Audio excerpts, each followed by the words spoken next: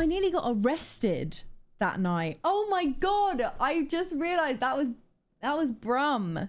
Guys, it was crazy. It was crazy by myself.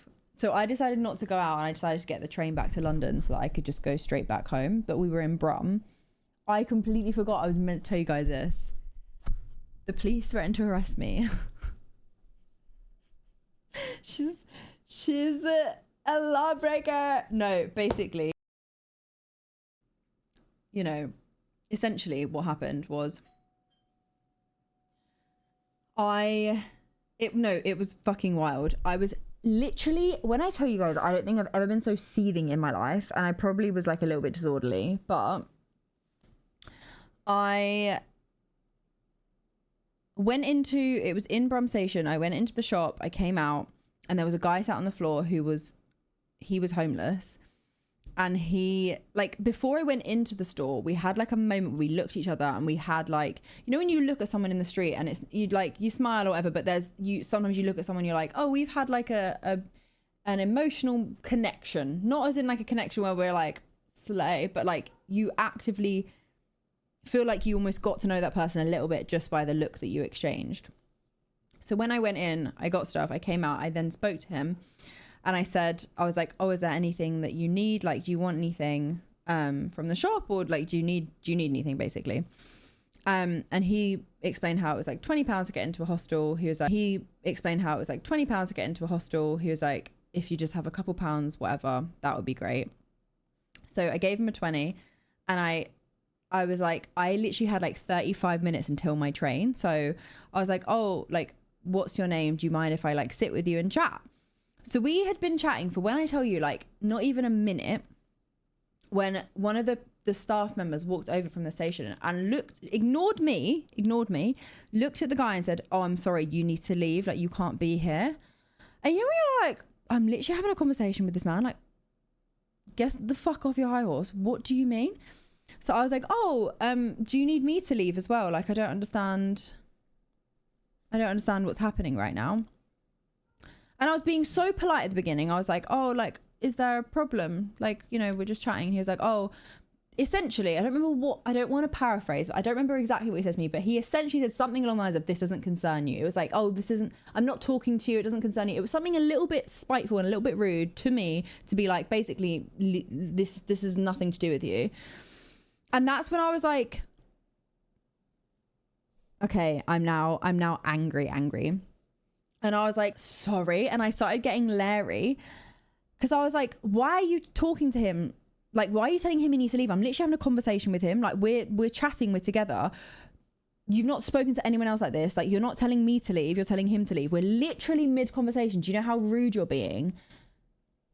Where the fuck is your humanity? Like, it's pissing it down outside. Fuck off. I didn't tell him to fuck off. I was trying my hardest to be, like, polite and whatnot. Anyway, it escalated to the point where I was then now arguing with this guy. He then said, we're right next to a police station. He was like, I'm going to call the police over if you don't stop. And I was like, go ahead, like, be my guest, because right now I want you to give me a good reason why this man needs to leave, because I'm chatting to him. You've not asked me to leave. We're sat on the floor. So are they. You've not asked them to leave. They're sat on the floor. You've not asked them to leave.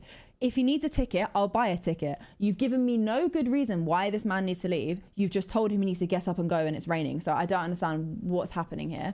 So he then went to go and get the police. They came over, started beefing me as well. And basically said, essentially, it was like, you're going to get yourself arrested if you keep talking like this. And I think they were a little bit like, they were on his side at the beginning until I spoke to them. And they were like, oh, I think this guy's been a bit of a dickhead. Because I was like, you take your job too seriously. Go away. Like, you're taking your job so seriously. Go and piss someone else off. I'm getting so angry.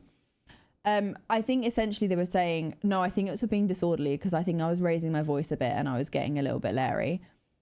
But there was nothing that they could arrest me for. So anyway, it diffused because I think they were like, this is a bit awkward. There's nothing that we can do here.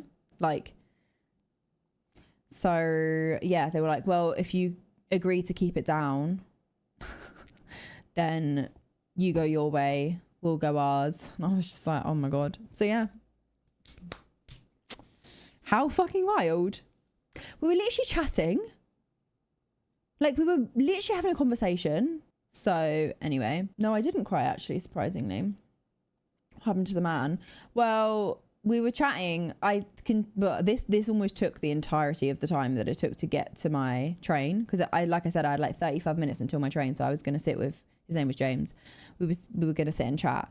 The poor guy was like, I'm so sorry, and I think he was just almost like, this is a new situation, because I did feel awful, because I was like, I don't want to draw attention to you and make this whole thing.